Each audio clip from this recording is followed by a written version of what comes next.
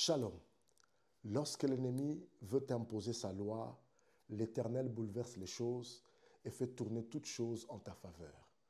Voilà pourquoi il est très important, bien-aimé dans le Seigneur, de comprendre que le combat dans lequel nous sommes en train de vivre, ce n'est pas un combat qui est physique, mais un combat qui est spirituel.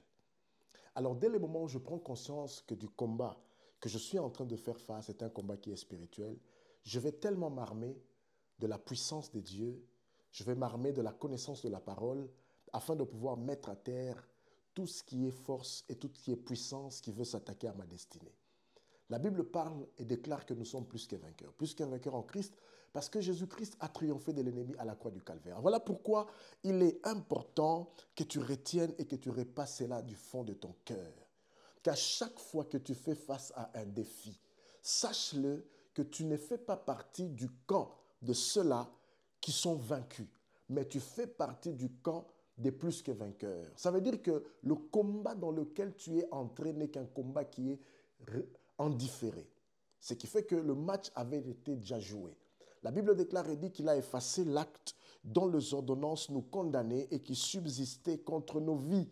Alors, dès le moment où je me base sur cette parole de Saintes Écritures, qu'est-ce que j'ai à faire? Je suis appelé à prendre autorité face aux forces des ténèbres qui veulent injecter la maladie dans mon corps. Je suis appelé à prendre autorité sur les puissances des ténèbres qui sont appelées à injecter, comment je peux dire, l'échec dans ma vie. Alors je suis appelé à leur rappeler que Christ a triomphé d'eux à la croix du Calvaire. Ils n'ont aucun droit, ils n'ont aucun pouvoir sur ma propre vie. Voilà pourquoi j'aimerais t'encourager de pouvoir t'élever dans la prière, de t'élever afin de faire des déclarations. Parce que la Bible dit tout ce que tu lieras sur la terre sera lié dans le ciel. En d'autres termes, ou dans d'autres versions, il est mentionné, tout ce que tu approuveras sur la terre sera approuvé dans le ciel. Tout ce que tu désapprouveras sera désapprouvé. Dieu t'a doté d'une autorité peut-être que tu ignores. Et cette autorité te donne la possibilité de pouvoir réprimander tout ce qui peut être force, tout ce qui peut être aléa de l'ennemi, tout ce qui peut être projet et plan orchestré dans le monde spirituel dans l'objectif de pouvoir te détruire. Sache une chose, que tu es en Jésus. N'est-il pas écrit dans la parole de Dieu, j'avais dit vous êtes des dieux, mais vous mourrez comme des princes quelconques. Le problème est que de fois, le chrétien que nous sommes, nous ignorons notre identité. Je suis venu t'encourager ce matin. Je suis venu te dire une chose, c'est que tu n'es pas n'importe qui.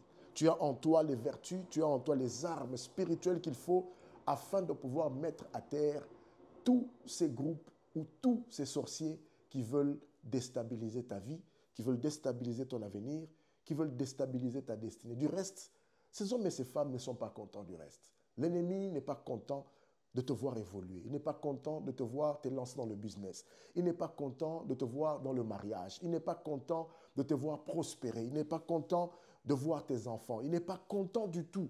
Alors, dès le moment où tu prendras conscience de cela, tu comprendras qu'il y a certaines choses que tu ne pourras plus faire. Il y a certains environnements que tu ne pourras plus côtoyer. Il y a certains langages que tu ne pourras plus adopter. Il y a certaines légèretés que tu ne pourras plus avoir. Parce que tu sais que l'ennemi cherche à tout prix qu'il y ait une porte, une brèche afin d'entrer et de frapper. Je prie que Dieu te donne la victoire face à tes ennemis, à tous tes ennemis qui veulent te voir à terre. Que l'Éternel te donne la victoire afin que ta joie à toi puisse être parfaite. Que Dieu te bénisse abondamment et que la main de l'Éternel repose sur ta vie. Je suis Alain Ikadi, je suis pasteur. Je suis venu t'encourager et te faire comprendre que tu ne mourras pas, tu vivras et tu raconteras les œuvres de l'Éternel. Shalom.